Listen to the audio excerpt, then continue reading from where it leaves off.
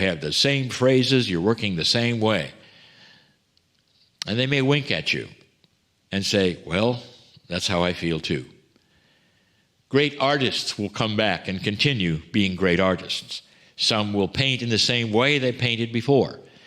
This has always been the case. Some energies, especially those of creative ones and love, compassion, carry on to the next. Sometimes shamans will come back as shamans. It's more than that. Can you, as you sit there today, understand and think about the continuation after you're gone? What a concept. There are those who will roll their eyes and say, well, Kryon, now you've gone a little too far. And I will tell you, just look at what has already been accomplished and what has already been done for hundreds of years in those places that do them and believe in them. That is also your gift. Now, in the circle of 12 tonight, I'm going to go further, much further, and I'm going to ask a question. Can you see the future of your own incarnation next time, and what you might do, and what your task might be? Not the one you plan. Can you actually see yourself doing it? That would then perhaps even void out, can you control the future or not?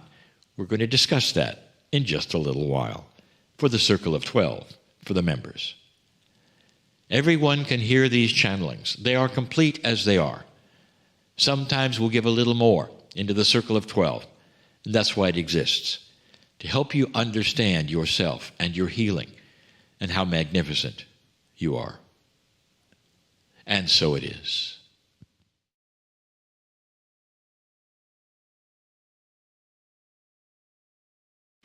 And just allow a moment more for those delicious energies from Kryon swirl around. And in another moment more, slowly open your eyes if you've had them closed. And bring your awareness back into your body. And really feel fully present in this moment, because we have an absolutely delightful guest joining us in this next part of the program. Her name is Dr. Keisha Ewis, and I want to just make sure she's there on Zoom with us. Keisha, are you there? Hi, everybody. Wow, wonderful. I'm here. Woohoo! Well, we would like to tell everyone about you because you have an amazing repertoire of so many things. So you really have been seeking how you can help everyone else on the planet. Listen to this, everyone. Dr. Keisha Ewis is an integrative medicine expert, a doctor of sexology, family practice, an advanced registered nurse practitioner, a psychotherapist, and herbalist. She is board certified in functional medicine and Ayurvedic medicine. And she's the founder and medical director of the Academy for Integrative Medicine Health Coach Certification Program. Dr. Keisha has been in the medical field for over 30 years. After conducting the HURT study, now HURT stands for Healing Unresolved Trauma, and she did that in 2013. Then she developed the HURT model for understanding how past childhood trauma impacts adult health. This led to the creation of the You Unbroken online program for patients to heal their own trauma, and the Mystic Medicine Deep Immersion Healing Retreats, which she leads at her home on San Juan Island, Washington. Now, Dr. Keisha is a popular speaker, including speaking at Harvard and also the TEDx stage, and her best-selling books are, listen to these titles, everyone. She's got Solving the Autoimmune Puzzle, which is the woman's guide to reclaiming emotional freedom and vibrant health. Who doesn't want that? She also has the Quick and Easy Autoimmune Paleo Cookbook, which has anti-inflammatory recipes with 7 ingredients or less for busy people. And aren't we all busy in these days? I think that sounds like an absolute must to have. And then finally, she has Your Libido Story, a workbook for women who want to find, fix, and free their sexual desires. My goodness, I am so intrigued to find out how all of this happened. So, Keisha, welcome to the program. And how did all this unfold for you? I was a nurse when I was 19 years old, a registered nurse, and I headed straight into the more high adrenaline junkie career path in the ICU and started running marathons. I had 4 children in that 10-year period of time and was raising them and running, just on the sort of high octane, getting my worth from outside of myself, very achievement and productivity oriented that matched our culture. And then all of a sudden, and that's how my patients always talk about this too, I woke up one morning sick with 10 extra pounds of puffiness and redness and inflammation over all my joints. And I got myself into a doctor because it was like someone had taken the batteries out of the Energizer Bunny. I was just flattened. And she asked me in the process of the history taking if I had a family history of autoimmune disease. And I remember saying, I think my grandfather, who's dead now, was in a wheelchair from rheumatoid arthritis. And she said, well, that's what you have. And here are 2 prescriptions, one for methotrexate and one for a non-steroidal anti-inflammatory drug. Take them until you get worse and then come back and we'll change your meds. And, I just remember saying, what do you mean, when you get worse, not if? And is there anything else I could do? I'm very disciplined. I make my own food, and she said, no, it's genetic. So it's basically, that's it. Right.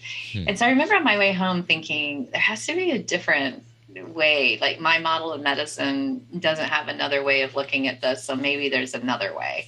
And I started doing some research on other ways of thinking about autoimmunity. And I found a compelling research study on yoga and autoimmunity. Went to my first yoga class.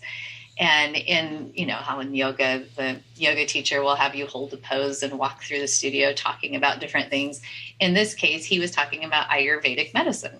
And he said just enough about the sister science of yoga, the medical arm out of India. It's 10,000 years old, to intrigue me. So I went home, looked it up. And what I read was really revolutionary to my way of thinking about health and well-being. It was, we're all different. There's not one way of looking at everything, one diet that's right for everyone, one protocol for the disease or a pill to match the ill. It was more, we're all different and we have different ways that we're supposed to feed and water and take care of yourself. And by the way, autoimmune disease is undigested anger. And I remember when I read that thinking, first of all, like, digesting emotions and feelings, like that was a new concept for me to even contemplate. And secondly, I didn't identify with anger at all.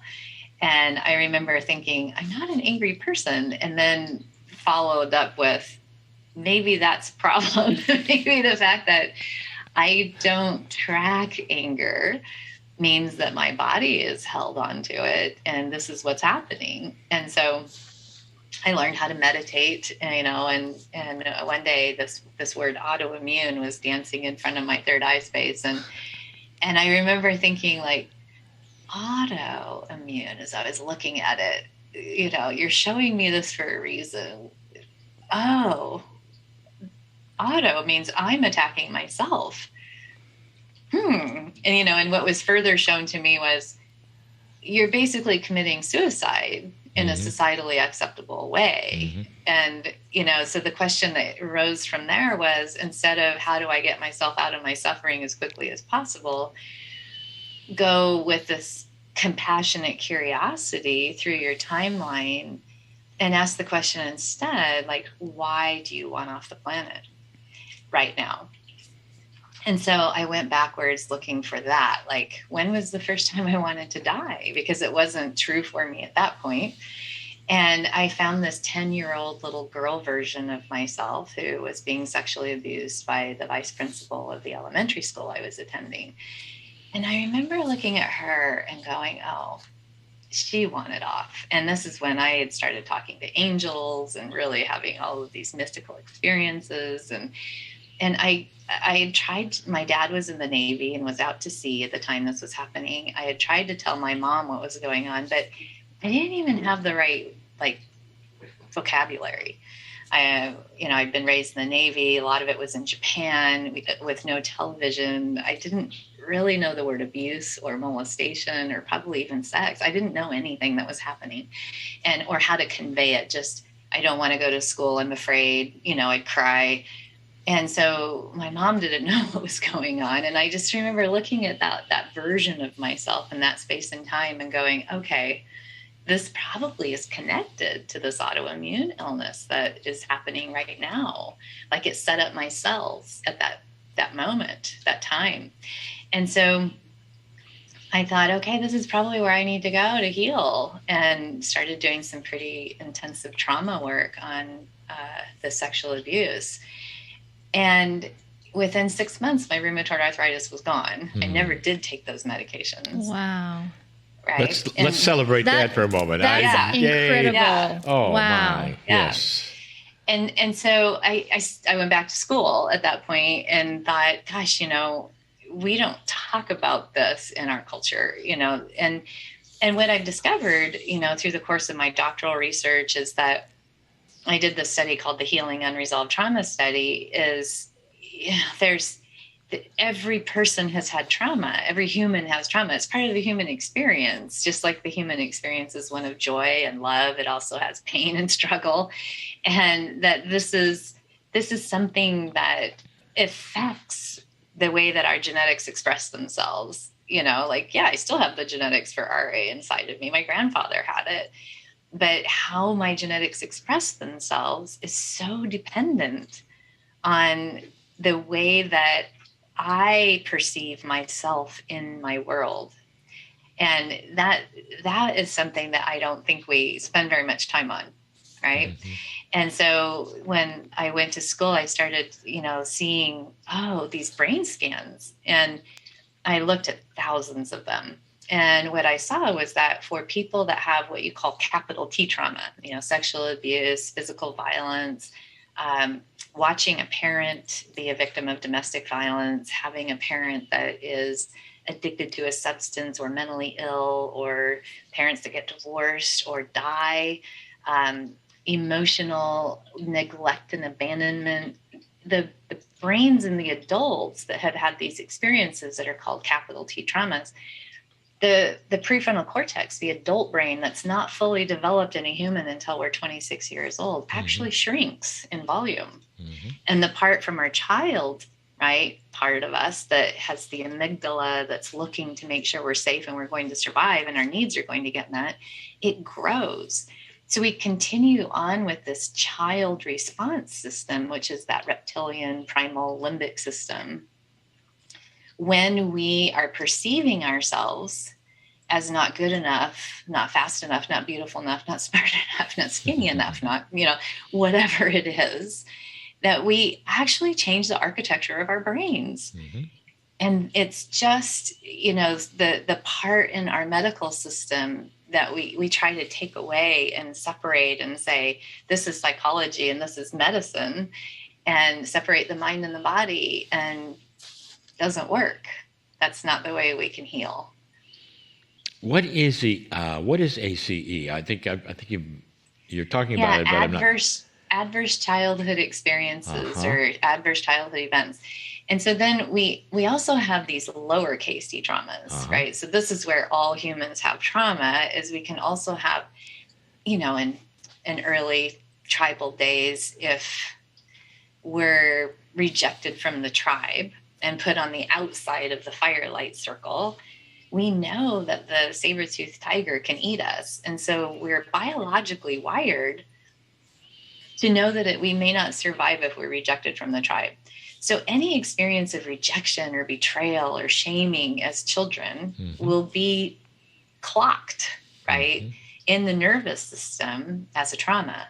So I remember doing therapy for, I live in the Seattle area, some big software companies here, for a software engineer who came to see me after he'd seen several doctors for hyperhidrosis, where he was sweating out all of his shirts, and a social anxiety disorder that would cause him to turn red and sweat in front of any group of people. And he'd gone in and he'd gotten Botox in his armpits. He'd been put on beta blockers. He'd taken anti-anxiety medications. Like, he'd done all of the things that we do medically for that. And someone gave him my name and he came to see me and he said, none of that has worked. And in my job, I have to get up in big groups of people and present this technical data. And I freeze. I can't remember it. I sweat. It's just humiliating. Can you help me? And so as I started talking to him, what was revealed was this experience, in middle school, where he'd been in the cafeteria with one of those old, you remember the plastic or metal trays that we got our food on, right? And he's walking through the cafeteria in middle school and he tripped. Oh. And his, that tray clatters on the floor and food goes everywhere. And he'd done a face plant and the whole cafeteria erupted in laughter. Now, there's nowhere that would be classified as a capital T trauma. And yet, right, this was so traumatizing for him. And so in the hurt model, what I discovered is we have an event that happens, an adverse childhood experience or an event like that. And we have a physiological response to it and a feeling. So we get the feeling first. So he face plants. And he goes into this deep shame and embarrassment and also panic and terror because he wants to get out of there as quickly as possible. He's being rejected by the tribe. He's being put on the outside of the firelight circle as different. And so he gathers everything up. And in that moment, children actually don't have autonomy. So we don't go through fight, flight, right? We go through freeze. And we're not powerful entities at that time. We're told when to brush our teeth, when to get up, when to go to school, what to wear, all of that. We don't really have autonomy. And so our sympathetic nervous system arousal will be more in a freeze state. So in here, he gets this shame gets frozen into him. And right following that sympathetic nervous system arousal will come along a meaning that he's going to attach to that event. Now, for him, the meaning that he attached was, I'm a klutz. I can't be in front of people, or I will embarrass myself. And so from the meaning and the belief that gets created, there's an immediate adaptive behavior that will get attached to that. So for him, it was, I'm never coming in another cafeteria again. And sure enough, he never did. He was in his 40s and he had never entered another cafeteria all the way through grad school, all the way through high school. He ate in the library. Amazing. And his defense mechanism as an adaptive behavior was to hide, to be invisible. And so here his job was requiring him to get up in front of the people, right? And so, and his physiology could not do it because he would click into a 12-year-old boy who then can't remember all that data, can't present it because he's terrified he's going to fumble, trip, and embarrass himself. And so we were able to, go in and change that. Now, here's the thing is people don't realize that this is, changing behavior is not about willpower. And, when it's connected to a trauma like that, it's an adaptive response of a child mind that's not fully developed yet. And so as adults, we get these events that happen. Like for me, it was rheumatoid arthritis. For him, it was not being able to keep a dry shirt in a presentation. And it's a moment in time that we get to go back and investigate these early meanings and beliefs and behaviors and discover which ones are maladaptive for the adult part of us, right? We can actually heal them and change them. So we did that for him, and then he could go and he was able to present for the, do his job description without having to carry extra clothes to work. So that's the thing. That's so right? practical. I love that. It's so practical. I love that what you said is we create meanings. It's about the felt perception. It's a specific moment in time that we have created a meaning to. And so tell us more about how we, I'm sorry.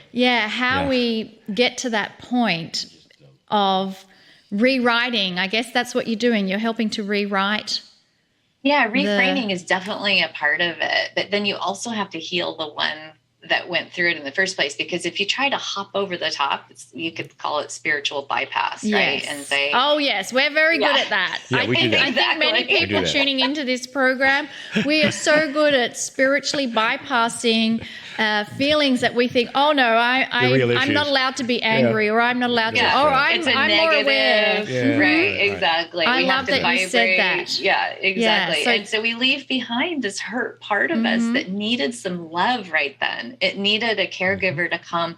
Like what could have happened for him is a teacher came, and knelt down beside him, and another one came to the crowd and just went, stop. And then actually guide him through a process right then of, gosh, who among us has not tripped and fallen and been embarrassed? Who wants to come and say something to Jake here? I just made up his name, and he could have had, if someone was well attuned, securely attached, and well grounded and attuned to the field, could have actually helped this young man. But we don't have that 24/7 when we're growing and developing. And this is part of the human experience to go through these things, because then we get our pearls of wisdom in adulthood from these things. This is like mining for the gold, right? So the thing that, we have to remember is everybody goes through these experiences that the child interprets to fit the context of that moment and that developmental state and stage that you're in. And it's not a mistake. It's not that they didn't do it correctly. They absolutely did. But that child right there needs something from an adult that they didn't get. And so part of the process that I do is healing attachment disorders, and then helping you become the parent that you always wanted in that moment to yourself, right? So that you're with you all the time. You can always go back to that part when you can feel it coming up. You can go, oh, how old do I feel right now? Oh, I'm 6. I actually, by the way, had much the same issue as him when I was, I think I interviewed you, Lee, on my radio program. Probably 15 years ago, I started doing a talk radio show. And I would get so nauseated when I was about to go on. And after about a week of it, I thought, okay, what's going on here? Why do you feel so sick? And I tracked it, and I was a Navy brat, and I moved, 21 times by the time I was 14. I used to speak, and I still do it when I'm anxious, where one side of my mouth will go up and I'll get really tense and I'll turn red in front of larger groups of people. I didn't used to be able to get on stages either. And when I, in the radio right there, the microphone's in front of me, and I'm thinking, so why are you so sick right now? And then I went, oh, because I'm afraid of sounding stupid. Oh, so who's worried about that? Right. And I went to this little kid who missed the word in front of the whole class in the spelling bee. And I went, oh, yeah. And, it took that little 8-year-old Keisha and said, oh, that's okay. You're going to mess up sometimes. You're going to forget. You're going to stumble. You're going to stutter. That's okay. That doesn't mean anything about who you are. Just get out of your own way. You're here to deliver a message. And it isn't even about you. And the minute that I was able to take that 8-year-old and really comfort her and let her know that sometimes you're going to sound like an idiot. It's okay. It has nothing to do with who you are. And I could be the parent figure for her that she needed in that moment. It all dissolved inside my system. And I said, oh, I'm here to deliver a message from somewhere else. It's not me. I'm the channel. Okay. And then I started having the best time, and the irony of all of that is that there's no messing up in that process, right? If you stutter, if you forget, you just laugh and say, oh my gosh, I just had, and you just have fun with it. But when you're bound up with it being, from an 8-year-old perspective of I'm doing something wrong or I'm bad, then it's hard to find the lightness around that, to hold it like a cloud in your system. It gets very constricted and it becomes very rigid, and so when you can ask yourself, oh, how do I feel right now? you'll find that often the skill that you're about to try to do, you're asking a very young part of yourself to do who can't do it, who doesn't have that, right? And so you have to go securely attached to that one, give her or him or them exactly what they needed in that moment, do that healing, and then your adult self can show up. Oh, so beautiful. And in your story before, I was deeply touched by something that many experience, and it is almost a taboo subject where there's sexual abuse at a young age. And so now you are helping women to, and I'm assuming men too, to men too, unlock that trauma. And sex is a big part of our life. So do you want to just quickly mention that? Sure. You know, sexual abuse often has a great big helping of shame on top of it. Yes. Right? Because it is something that is part of our lives for reproducing our species. And there's so much in our culture that is not sex positive. In fact, biblically, I have a colleague, Tina Shermer-Sellers, that was looking for a sex positive story inside of Judaism and Christianity in the Bible. And she had to go back many, many, many hundreds of years to a story from the Torah that was of the rabbis who were getting a little despondent and had a lot of despair around all of the adultery and, you know, the breaking of the commandments that was happening around sex. And so they went into the Holy of the Holies in the temple in Jerusalem and you know, just asked, like, can you please take this away? Like, this sexual energy is causing so much chaos and pandemonium in our society. Can you please just, like, get rid of it? So God came and said, you know, are you sure? You know, and they were like, oh, good. Like, we're getting heard. Yes, yes, yes. Please get rid of it. So God said, okay. And one of the rabbis saw, you know, this lion of fire leap over the wall of the temple and go off into the desert. And he said, oh, good. Okay. And, you know, went out back into Jerusalem and woke up the next morning. And as the days progressed, they started noticing that the chickens were not laying eggs. The artists weren't creating. The painters weren't painting. The builders weren't building. Nothing was happening. And, you know, the energy of creativity is the vital force that infuses us. And it is part of sexual energy. You know, that's that same, we call it Shakti in Eastern philosophy, right? Or prana or chi. And so after about a month of this, they went back into the Holy of Holies and asked, like, God, please come back. We made a mistake, you know, and so, you know, God came back and he said, so you want it back? And he said, can we just have half? Just a little bit, like just enough so that